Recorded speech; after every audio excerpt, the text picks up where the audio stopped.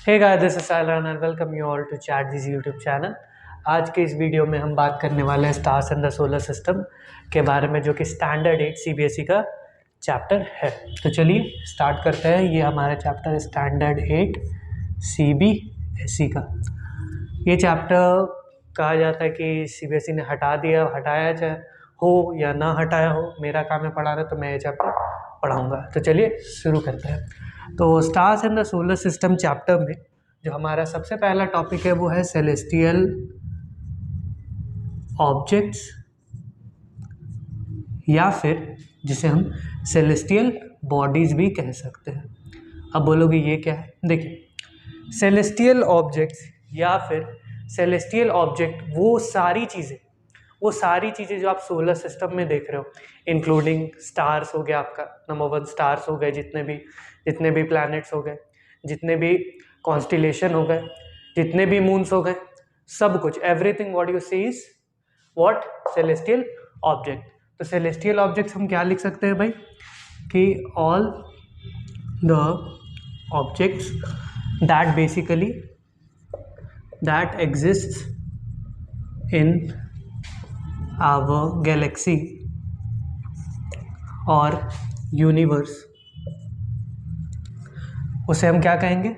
Celestial objects, known as, ये के ही है, मैं के ऐसा ही लिखना हूँ, known as celestial objects.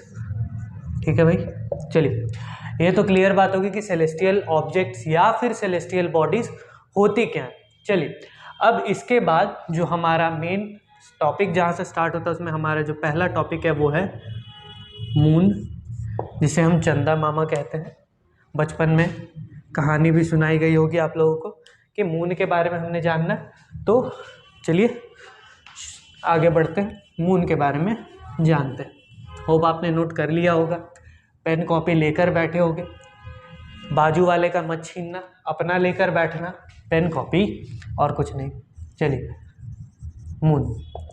Moon से स्टार्ट करते हैं। तो मून हमारे अर्थ का एक इकलौता नेचुरल सैटेलाइट है। क्या है भाई? Natural satellite. ठीक है। अब ये तो पता होगा कि भाई सैटेलाइट क्या होता है। सैटेलाइट ऐसे सेलेस्टियल बॉडीज होते हैं या ऐसे सेलेस्टियल ऑब्जेक्ट्स होते हैं जो किसी प्लैनेट के अराउंड रिवॉल्व करते हैं। किसके अराउंड रिवॉल्व करते हैं? किसी प्लैनेट के अराउंड। ये होते हैं भाई celestial bodies that revolve and rotate around any planet. ठीक है भाई। ठीक है, किसी प्लैनेट के अराउंड रिवॉल्व करते हैं। तो जैसा कि आप जानते हैं कि ये हमारा, मान लेते हैं ये अर्थ है, कुछ ज़्यादा ही अच्छा बन गया, थोड़ा और अच्छा बनाते हैं। चलिए, ये हमारा अर्थ है। तो अर्थ के अराउंड हम जानते हैं कि ये मून क्या कर रहा होता है? घूम रहा होता है। जैसे कि अर्थ जो है वो सन के अराउंड घूमता है, रिवॉल्व करता है, तो मून क्या कर रहा होता है? रोटेट कर रहा होता है। एक तो भाई रोटेट भी कर रहा होता है, रिवॉल्व भी कर रहा होता है। रिवॉल्व किसके अराउंड करता है? प्लैनेट के अराउंड। और रोटेट जो भी करेगा वो अपने एक्सिस पे करेगा, ओन एक्सिस। ठीक है भाई। तो इतनी तो बात क्लियर हो गई कि ऐसे natural satellites, the kind of satellites के बारे में पहले जान ले। जो सेलेस्टियल बॉडीज दैट रिवॉल्व और रोटेट करेंगे अपने एक्सिस पर, रिवॉल्व करेंगे किसी प्लैनेट के अराउंड, उसे हम क्या कहते हैं? सैटेलाइट कहते हैं। अब ये जो सैटेलाइट है, ये तो आपको पता होगा 2 कैटेगरीज की होती है। एक तो है भाई हमारी नेचुरल और दूसरी हमारी आर्टिफिशियल। ठीक है भाई। तो नेचुरल तो पता है, नेचुरल में हमारा मून आ जाएगा। नेचुरल यानी जो प्री एग्जिस्टिंग थे, जिन्हें बनाया नहीं गया, जिन्हें लॉन्च करने की ज़रूरत नहीं पड़ी। ठीक है भाई। तो मून को क्या हमने लॉन्च किया है? नहीं किया है। मून को तो लॉन्च नहीं किया, मून तो ऑलरेडी था, मून तो काफ़ी पहले से ही था। मून क्या कर रहा था? मून ऑलरेडी अपने एक्सिस पे रिवॉल्व भी कर रहा था, रोटेट भी कर रहा था एंड अर्थ के अराउंड रिवॉल्व भी कर रहा था। सिंपल बात। तो क्या है? मून एक तरह का नेचुरल सैटेलाइट है जो कि रिवॉल्व करता है किसके अराउंड? प्लैनेट के अराउंड। और इस प्लैनेट का नाम है हमारा अपना अर्थ, प्यारा सा अर्थ, मदर अर्थ। ठीक है भाई, चलिए आगे बढ़ते हैं। अब मून के बारे में थोड़ी थोड़ी स्पेसिफिकेशन जानेंगे। मून एक तरह का नेचुरल सैटेलाइट है, सैटेलाइट जान ली। उसके बाद अब हम जानेंगे कि मून जो है, मून का जो रोटेशन पीरियड हो, सॉरी रिवॉल्व करने का जो पीरियड होता है, रिवॉल्यूशन पीरियड जिसको बोलते हैं, ये रिवॉल्यूशन पीरियड आपका 27.3 डेज का होता है। कितने डेज का? 27.3। यानी कि एग्जाम्पल जैसे कि मान लीजिए यहाँ पर हमारा अर्थ है और यहाँ कहीं मून है, तो मून को पूरा एक चक्कर लगाने में, क्या भाई, पूरा एक राउंड लगाने में, जैसे कि ये है, जैसे कि ये क्या है हमारा अर्थ, ये है मान लो मून, ये ऐसे घूम रहा है, ये ऐसे घूम के इस तरह से घूम रहा है इसके अराउंड, तो यहाँ से स्टार्ट हुआ, ऐसे घूमते हुए वापस यहीं पे आ गया। तो ये काम करने में उसको कितना समय लग रहा है? 27.3 डे। अब इस 27.3 डेज को आप 27 डेज एंड अप्रॉक्स 8 आवर्स, 8 घंटे से 9 घंटे के बीच, 8 to 9 आवर्स लगते हैं। 27 दिन और 8 से 9 घंटे के अराउंड लग जाते हैं, अप्रॉक्स वैल्यू। ठीक है भाई, तो इसका जो रिवॉल्यूशन पीरियड होता है वो कैसा होता है? 27.3 डेज या फिर 27 डेज और 8 से 9 घंटे लग जाते हैं। किसको भाई? मून को रिवॉल्व करने में, अर्थ के अराउंड। चलिए अब हम बात करते हैं फेजेस ऑफ मून के बारे में। होप आपने नोट कर लिया होगा भाई, पॉज करके नोट किया करो, बहुत ज़रूरी चीज़ें। चलिए अब आगे बढ़ते हैं। अब है हमारा जो टॉपिक है वो है सरफेस ऑफ मून के बारे में जानते हैं कि सरफेस ऑफ मून यानी मून की जो धरती है, मून का जो सरफेस है। ठीक है भाई, जैसे अर्थ की धरती में क्या क्या चीज़ें हैं, बहुत सारी बिल्डिंग्स है, बहुत सारे लैंड स्ट्रक्चर्स है। लैंड स्ट्रक्चर लाइक वैली हो गए, प्लेट्यू रीजन हो गया, प्लेन्स हो गए, तो ये सब क्या है? लैंड स्ट्रक्चर्स है। उसी तरह मून का लैंड स्ट्रक्चर कैसा है? सरफेस ऑफ मून कैसा है? क्या ये पूरा प्लेन है? क्या ये पूरा प्लेन है या इसमें बहुत सारे पहाड़ हैं, या इसमें बहुत सारे गड्ढे हैं? कैसा है भाई ये मून, कैसा? चलिए तो उन सब के बारे में जानते हैं। तो सरफेस ऑफ मून, अगर मून की बात करें तो मून है एक ऐसा मतलब सैटेलाइट है जहाँ पर इसका जो सरफेस है वो कैसा है? काफ़ी ज़्यादा अनइवन है। क्या है भाई? Uneven surface. इसका सरफेस बहुत ज़्यादा अप्स एंड डाउन से बना हुआ है। उसके साथ साथ इसकी खुद की कोई लाइट नहीं है। सन क्या है? अगर सन ना हो तो मून का कोई अस्तित्व ही नहीं रहेगा, हमें मून दिखेगा भी नहीं।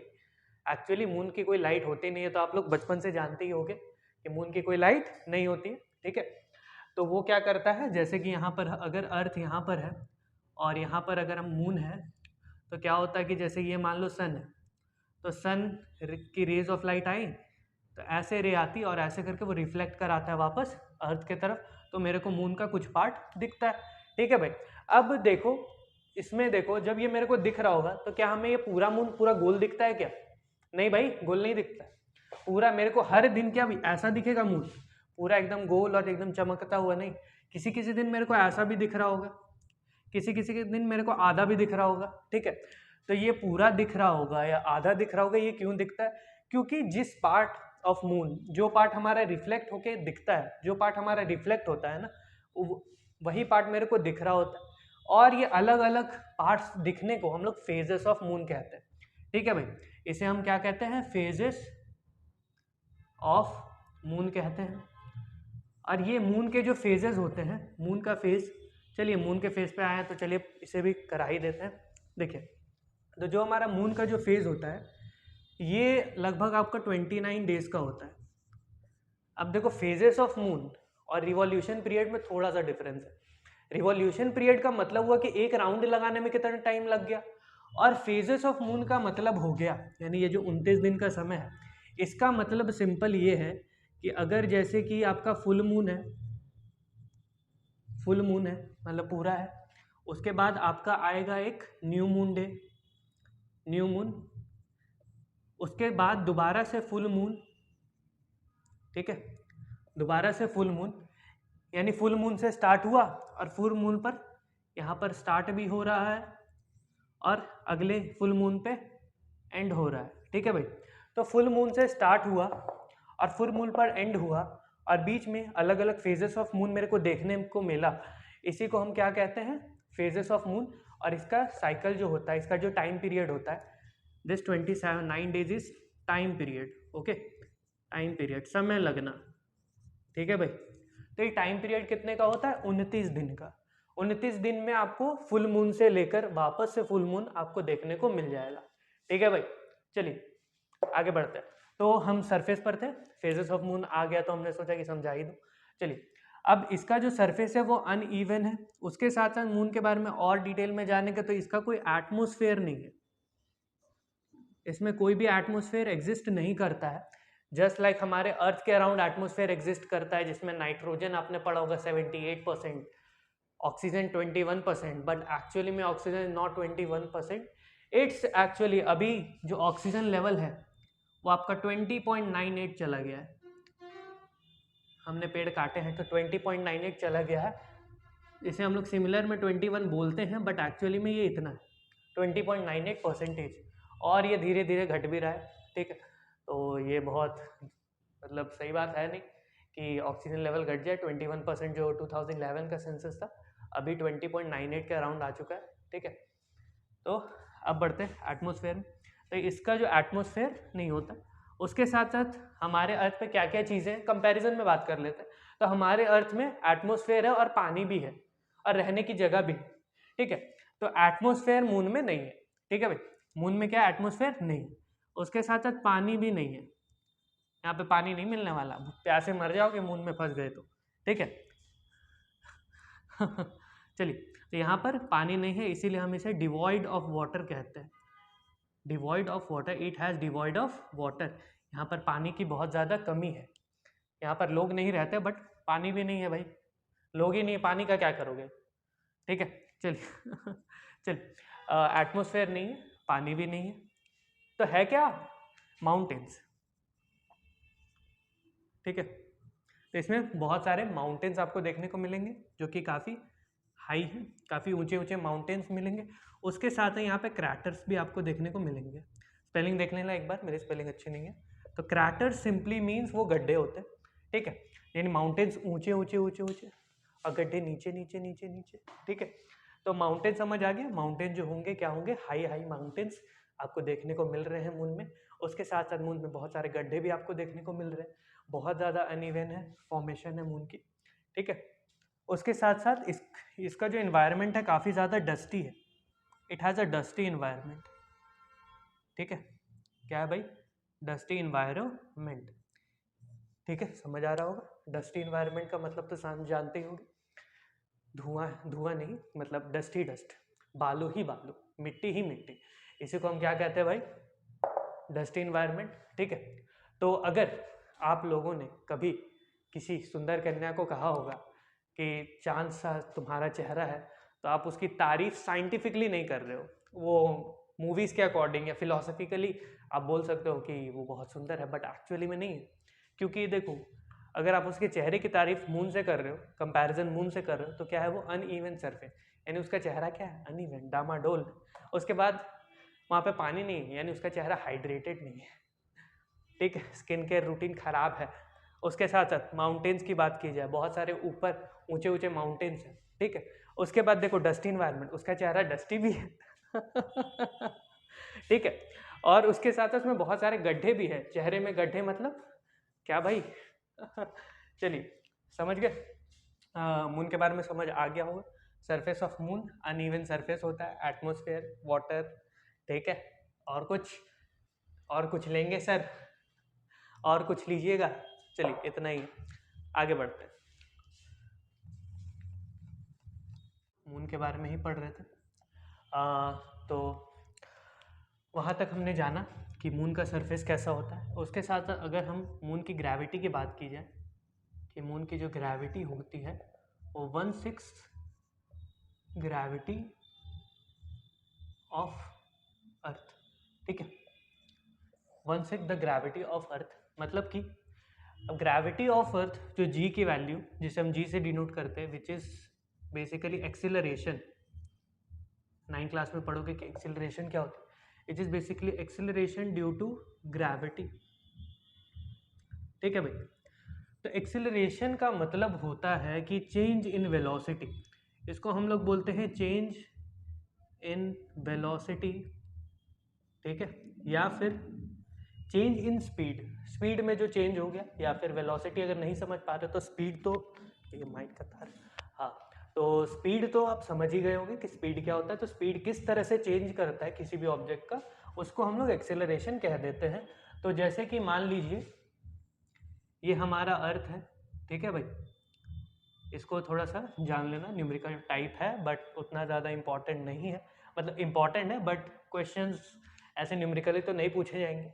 तो जैसे कि अगर मान लो ये अगर ऊपर से गिर रहा है कोई भी चीज़, ठीक है भाई, तो ऊपर से कोई भी चीज़ गिर रही है, तो अगर मान लो इनिशियली अगर इसकी कुछ स्पीड, जो पहले वाली स्पीड थी उसको हम लोग इनिशियल स्पीड कहते हैं, जिसको हम लोग यू से डिनोट करते हैं। किससे डिनोट करते हैं भाई? यू से। यू हमारा डिनोट करता है इनिशियल स्पीड को, इनिशियल स्पीड को। तो जो हमारा इनिशियल स्पीड को डिनोट करता है यू, वो उससे अगर हम लोग छोड़ते हैं तो आते आते, मतलब सरफेस तक आते आते उसकी स्पीड बढ़ जाती है।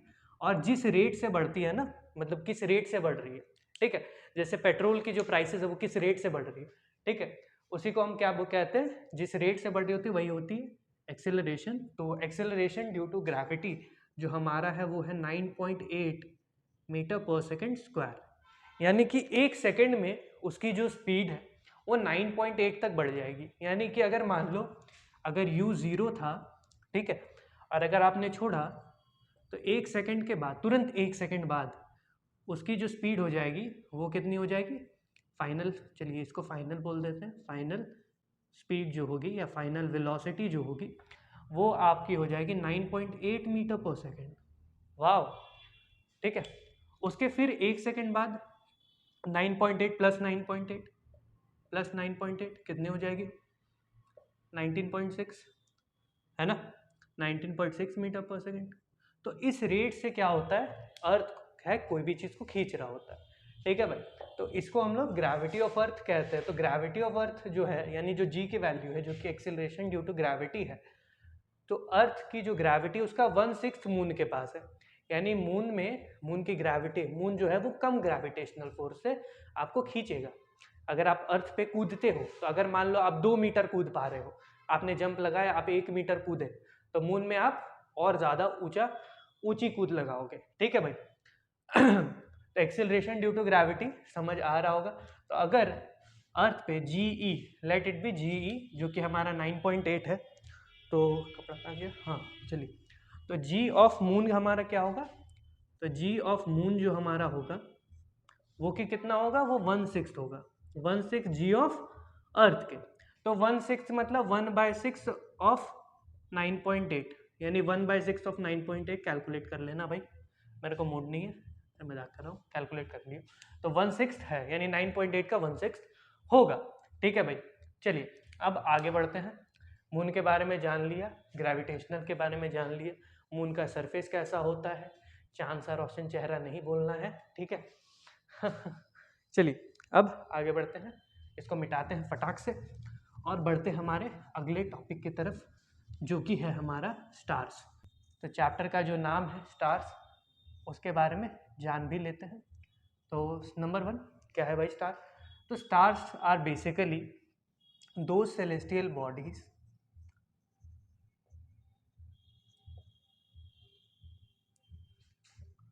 which have their own light, इनका खुद का अस्तित्व है। मून का नहीं था, इनका है। इनमें क्या है, दे हैव दो सेलेस्टियल बॉडीज, ये ऐसे सेलेस्टियल बॉडीज होते हैं जो आप ऑब्जर्व करते हो, जिनकी क्या होती है, खुद की लाइट होती है, ठीक है। मून जैसा नहीं है, मून जैसा नहीं है भाई कि भाई सन के पास जा रहा है, भाई लाइट दे दे यार, रिफ्लेक्ट करा के अर्थ को देनी है, कुछ तो जुगाड़ लगा भाई, ठीक है। तो दो celestial body which have their own light, and उसके साथ साथ इनके अंदर हीट भी होती, बिकॉज इनके अंदर बेसिकली ये जो लाइट का जो हो रही होती है ना, ये लाइट का सोर्स बेसिकली रिएक्शंस होते हैं, जिसे हम लोग nuclear fission and nuclear fusion, तो फिजन रिएक्शन हो रही होती है, सिंपली फिजन रिएक्शन होती है। तो उसमें हाइड्रोजन हीलियम में कन्वर्ट होता है, ठीक है भाई। तो हाइड्रोजन हीलियम कन्वर्जन होता है, तो हीट भी इवॉल्व होगी इनके अंदर। सिंपल भाषा में समझो, सिंपल भाषा, फिजन फ्यूजन नहीं समझ आ रहा हो कोई बात नहीं, सिंपल भाषा में समझो कि स्टार है, ठीक है भाई, ये हमारा स्टार है। तो फिर स्टार के अंदर बहुत सारे रिएक्शंस हो रही हैं जिस कारण से उनके अंदर क्या हो रहा है, हीट डेवलप होता है और साथ ही साथ लाइट भी आ रही है, ठीक है। जैसे कि अगर वो पुरानी वाली जो बल्ब है, इनकैंडेसेंट बल्ब जिसे कहते हैं, जो आजकल यूज़ में नहीं है, काफ़ी रेयरली देखने को मिलता है, तो अगर वो इनकैंडेसेंट बल्ब जो कि दिखने में कुछ ऐसा होता है, ठीक है, कॉर्क जैसा लग रहा है, हाँ कुछ ऐसा होता है, तो इसमें क्या होता है, ये जो है हमारा टंगस्टन, ठीक है, टंगस्टन में पहले आता है हीट और उसके बाद आता है लाइट। उसी तरह से स्टार्स में भी हीट और लाइट दोनों आते हैं और वो मेरे को दिखते भी हैं। पर यहाँ पर ट्विस्ट है, ये है कि अगर उनकी खुद की लाइट है तो भाई वो दिन के टाइम पे क्यों नहीं दिखते? ये सोचा है कभी कि स्टार्स हमें दिन के टाइम पे क्यों नहीं दिखते? क्योंकि जो सन है ना, सन हमारा सबसे नियरेस्ट स्टार है। सन हमारा क्या है? Nearest star. ये तो पता होगा भाई कि सन स्टार है, नियरेस्ट स्टार है, ठीक। अब जैसे कि हम जानते हैं कि सन नियरेस्ट स्टार है, तो सन की जो लाइट है वो बाकी स्टार्स की लाइट से पहले हमारे अर्थ पे पहुंच रही है, ठीक है, अर्थ पे पहुंच रही है। और डे टाइम पे क्या होता है, डे टाइम पे सन क्या होता है, पूरा मेरे को दिख रहा है, बहुत ज़्यादा स्टार्स, मतलब सॉरी, बहुत ज़्यादा लाइट प्रोवाइड करता है डे टाइम पे। जो लाइट का जो लेवल होता है, लाइट जो प्रोवाइड करता है वो बहुत ज़्यादा होता है। इस कारण से वो जो स्टार्स हैं जो कि काफ़ी डॉट साइज्ड, आपने देखा होगा, देखा तो होगा, ठीक है। तो अगर जो आपने स्टार्स देखे होंगे, जो मान लो इधर अराउंड है, तो इतनी ज़्यादा लाइट में वो छोटे छोटे स्टार्स नहीं दिखते, ठीक है। तो कहते हैं ना कि अगर आप बहुत हज़ारों बुरे काम करो तो एक अच्छा भी काम करो तो वो नहीं दिखने वाला, ठीक है। तो ये मतलब काइंड ऑफ बहुत ज़्यादा आपने ये करा, बट वो छोटी छोटी चीज़ें जो आपने एफर्ट्स डाले वो कोई नहीं देखता, ठीक है। तो यही चीज़ है कि सन के प्रेजेंस के कारण डे टाइम में हम लोग नहीं देख पाते। तो लिख लेना इसको, क्या, ड्यू टू नहीं, due to presence of sun we can't see the nearby stars, ठीक है। स्टार्स को जान लिया, ठीक है भाई। स्टार्स को क्यों नहीं देख पाते हैं ये भी जान लिया, ठीक है भाई।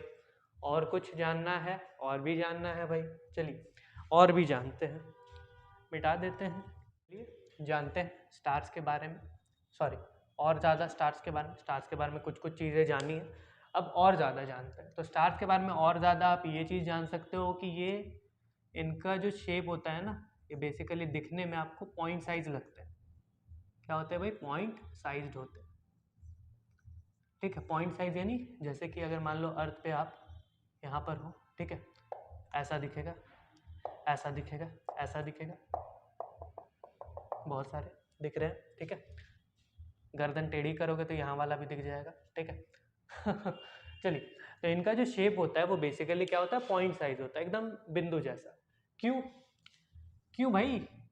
सन तो सर्कल जैसा दिखता है, सन तो एकदम मेरे को दिख रहा है कि भाई एकदम सर्कुलर है, बड़ा भी दिखता है, ऐसा लाइट रेज एकदम चमक रही हैं, तो हमें बाकी स्टार्स पॉइंट साइज क्यों दिख रहे हैं? एक बात बताओ, एक बात बताओ, मैं यहाँ पर खड़ा हो जाता हूँ, अब मेरा आपको सिर्फ मेरे आपको चेहरा दिख रहा होगा, ठीक है, चेहरा दिख रहा होगा। अब मैं यहाँ जाता हूँ, अभी भी मेरा चेहरा दिख रहा है, तो जब मैं सामने गया तब मेरा चेहरा क्या हुआ? बड़ा दिखा। तो मेरा चेहरा दिखा क्या? बड़ा। और जब मैं दूर गया तो मेरा चेहरा तो दिखा बट छोटा चेहरा दिखा, सिंपल। तो वही सीन यहाँ पर भी है कि जो सन है हमारा नियरेस्ट स्टार, आप जानते ही, तो ये वाली जो डिस्टेंस है ना, और ये वाली जो डिस्टेंस है कैपिटल डी, तो कैपिटल डी इज बहुत ज़्यादा बड़ा, which is very very greater from this D, ठीक है। तो बहुत ज़्यादा बड़ा, वेरी ग्रेटर, सो हमें ये पॉइंट साइज दिखता है, ठीक है। तो पॉइंट साइज, ये भी आंसर का हल हो गया कि पॉइंट साइज दिख रहा है, ठीक है। चलिए और क्या क्या चीज़ें जान सकते हैं, और एक चीज़ और है कि ट्विंकलिंग ऑफ स्टार्स आपने ऑब्जर्व करा होगा, जैसे मिटाए, मिट गया, जादू, तो ट्विंकलिंग ऑफ स्टार्स को जानते हैं। ट्विंकलिंग ऑफ स्टार्स होता क्या है? तो मैंने प्रीवियस मेरे क्लास 8 के वीडियोस वाली प्लेलिस्ट, ठीक है, नीचे लिंक होगा प्लेलिस्ट वाला, ठीक है, तो प्लेलिस्ट वाले लिंक में जाना, तो वहाँ पर आपको एक टॉपिक मिलेगा रिफ्रैक्शन। क्या मिलेगा? रिफ्रैक्शन, ठीक है। तो इस रिफ्रैक्शन को पहले समझना, रिफ्रैक्शन क्या होता है, उसके बाद यहाँ से समझो, या फिर नहीं भी समझो तो अभी समझाता हूँ। Refraction basically bending of light होती है, ठीक है, बेंडिंग ऑफ लाइट होती है, बट डिटेल में समझना है, बढ़िया से समझना है, एक बार वीडियो देख लेना लाइट चैप्टर रिफ्रैक्शन का, ठीक है। तो रिफ्रैक्शन होती है बेंडिंग ऑफ लाइट, यानी लाइट जो है जब एक जगह से, एक मीडियम 1 से मीडियम 2 में जा रहा है, तो उस टाइम पे लाइट सीधा ना जा कर के थोड़ा बहुत इधर उधर चला जाता है, इधर उधर निकल जाता है, ठीक। कभी यहाँ चला गया, फिर से मीडियम चेंज हुआ, इधर चला गया, तो वही केस यहाँ पर भी हो रहा है। देखो होता क्या, तो इस तरह के रिफ्रैक्शन, जो twinkling of stars is basically happens due to the atmospheric refraction of light. It happens basically because of atmospheric refraction of light. ही चलिए, एटमोस्फेरिक रिफ्रैक्शन क्या है? देखिए, एटमोस्फेयर में अगर आप देखो तो एटमोस्फेयर के आपने लेयर्स पढ़े होंगे, बहुत सारे लेयर्स, बहुत सारे नहीं, 5 लेयर्स होते हैं ना, ध्यान में होगा, जूनियर क्लासेस में पढ़ा होगा। मेसोस्फेयर होता है, एक्सोस्फेयर होता है, थर्मोस्फेयर होता है, स्ट्राटोस्फेयर होता है, ठीक है, एक्सोस्फेयर भी होता है, ठीक। तो जैसे कि ये अर्थ है, तो यहाँ पे मान लो इतना हमारा एटमोस्फेयर है, तो जैसे मान लो यहाँ पर एक स्टार है, ठीक, एक मिनट, ब्लू स्टार दिखाएंगे हम लोग, ब्लू स्टार इसी रहे, आप रखे आपको कूल। चलिए देखिए, ये हमारा एक स्टार है, तो जैसे कि ये आया, तो स्टार्स की रे ऑफ लाइट क्या होती है, यहाँ पे अलग अलग जो अलग अलग लेयर्स है ना, तो उसमें क्या होता है कि कभी कभी ये मतलब आते टाइम, मतलब बेंडिंग होने के कारण इस आने में मान लो टाइम कुछ लगा T1, और फिर क्या हुआ, अचानक एक बार सीधा आ गया, तो उसमें लगा टाइम T2। अब जैसा कि हम लोग जानते हैं कि जो T2 है वो हम काफ़ी छोटा हो जाएगा T1 से, ठीक है। तो एक बार आपको एकदम सीधा सीधा दिखने लगा, एक बार आपको एकदम सीधा सीधा स्टार दिखा एकदम ऐसे, अगले ही सेकंड आपको क्या दिखा, अगले सेकंड वो आपको थोड़ा रुक कर दिखा, तो इसीलिए स्टार्स ट्विंकल करते हैं, एटमॉस्फेरिक रिफ्रैक्शन ऑफ लाइट, ठीक है। तो एटमॉस्फेरिक रिफ्रैक्शन होता है यहाँ पर, ये क्यों होता है? ड्यू टू डस्ट, जितने भी डस्ट हो गए और पॉल्यूशन हो गए,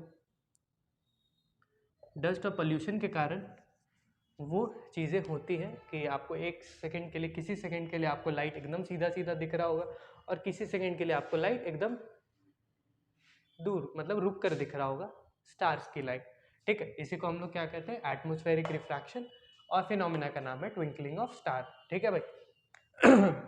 ट्विंकलिंग ऑफ स्टार समझ में आ गया, ठीक है। चलिए आगे बढ़ते हैं, स्टार्स के बारे में जान लिया, ठीक है, स्टार्स के बारे में जान लिया। अब और एक टॉपिक बच रहा है हमारा स्टार से रिलेटेड, जो कि है लाइट ईयर्स। देखो इसको, लाइट ईयर्स को जानते हैं, लाइट को आपने जाना होगा, देखा होगा, समझा होगा, ठीक है।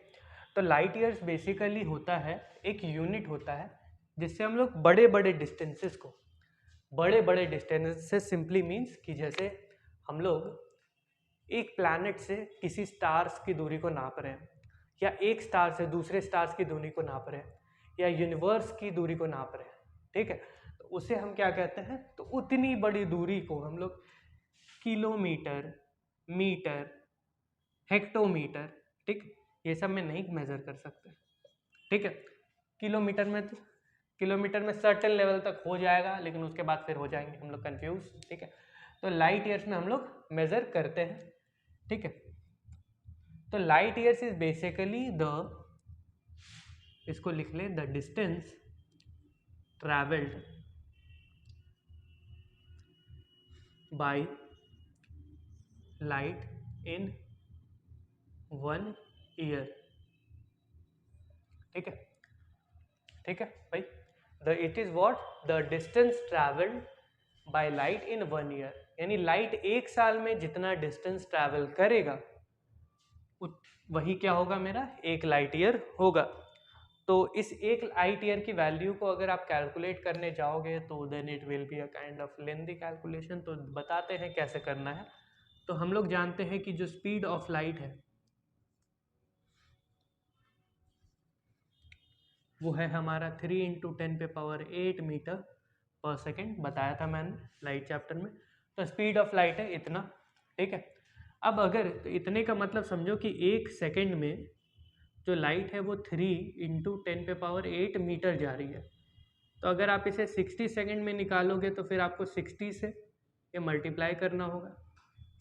फिर 60 सेकेंड से अगर आपने मल्टीप्लाई किया तो ये 1 मिनट का हो जाएगा ना, कि 1 मिनट में कितनी चली, ठीक है।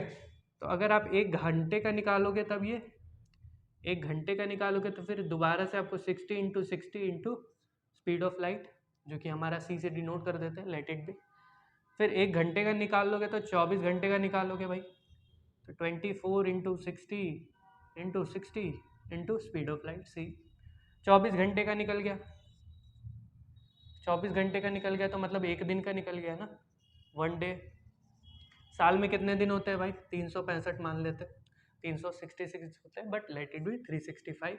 तो 365 से मल्टीप्लाई करेंगे हम लोग 24 × 60 × 60 × स्पीड ऑफ लाइट, तब मेरा वैल्यू जो आएगा वो आएगा 1 लाइट ईयर का, 1 लाइट ईयर का भाई ईयर। तो 1 लाइट ईयर का जो वैल्यू आएगा हमारा, ये मार्कर ब्लैक वाली, हाँ, ये आएगा हमारा 9.4 × 10⁻12 किलोमीटर के आसपास, ठीक है। 9.4 × 10⁻12 किलोमीटर्स लाइट 1 साल में चलता है। आप चल पाओगे? बड़ा मुश्किल, ठीक है। 9.4 × 10⁻12 किलोमीटर। देखें ये नंबर कितना बड़ा है। चलिए कुछ इंटरेस्टिंग किया जाए, आज कुछ तूफानी किया जाए। तो 9.4 हो गए, तो इसे हम 94 अगर लिखते हैं तो 10 पे पावर यहाँ हो जाएगा 11, तो 11 जीरो इसके आगे लगा देना, 1 2 3 4 5 6 7 8 9 10 11, इतना किलोमीटर लाइट चल रहा है, ठीक है। 9.4 × 10 पे पावर 11, 1 2 3 4 5 6 7 8 9 10 11, हाँ। तो इतने किलोमीटर्स लाइट चलता है। 1 लाइट ईयर हमारा 1 लाइट ईयर इतने के बराबर हो जाता है। तो लाइट ईयर आप लोगों ने समझ लिया कि 1 लाइट ईयर इतना किलोमीटर होता है। अब जो मेजरमेंट्स होते हैं वो कभी कभी क्या होते हैं, 500 लाइट ईयर, 600 लाइट ईयर, हज़ारों लाइट ईयर्स दूर रहते हैं। तो हज़ारों लाइट ईयर्स कहने का मतलब सोचो कि इतने बड़े डिस्टेंसेस को हम लोग 1 लाइट ईयर ले रहे हैं।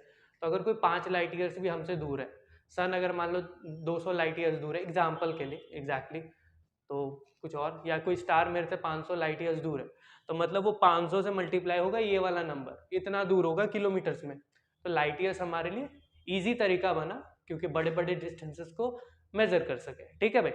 चलिए आगे बढ़ते हैं।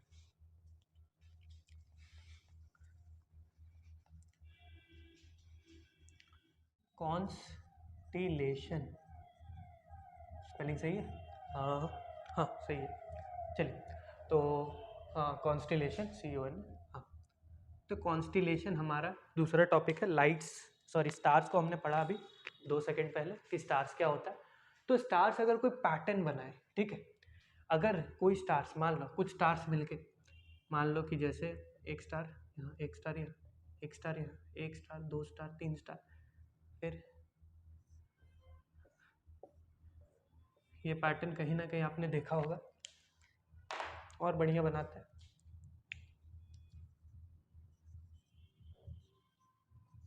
यहाँ पे हर कॉर्नर पे एक एक स्टार लगाओ, 5 स्टार होटल ठीक।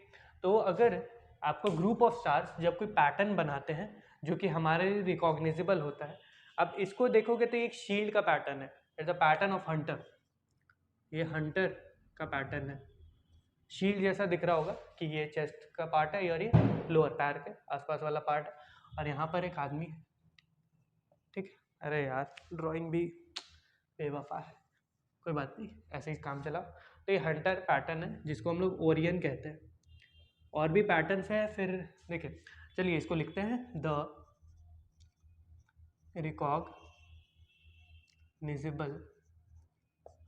पैटर्न मेड बाय स्टार्स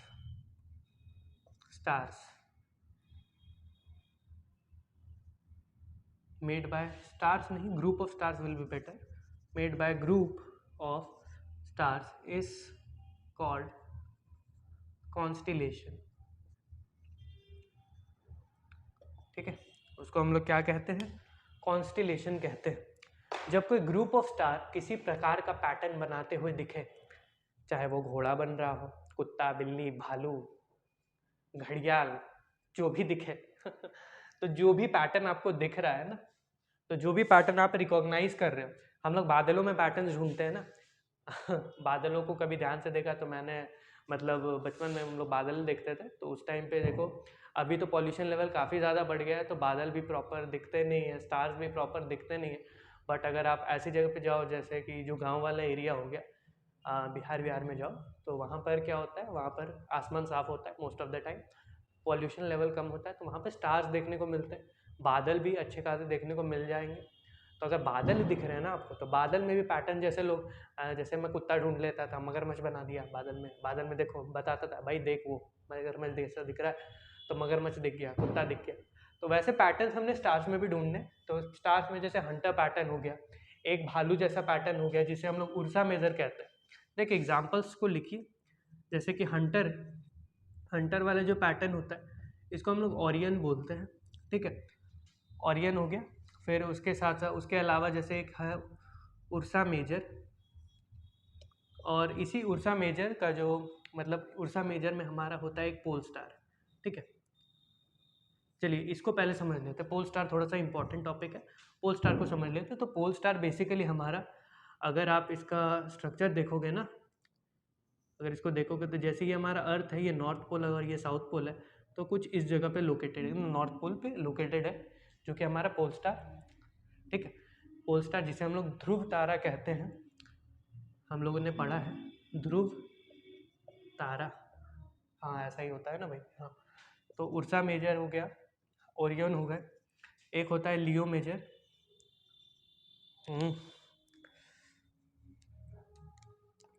एक होता है हमारा लियो मेजर, लेलो मेजर, लियो चाय लियो मेजर, ठीक है। तो उर्सा मेजर हो गया, लियो मेजर हो गया, ठीक है।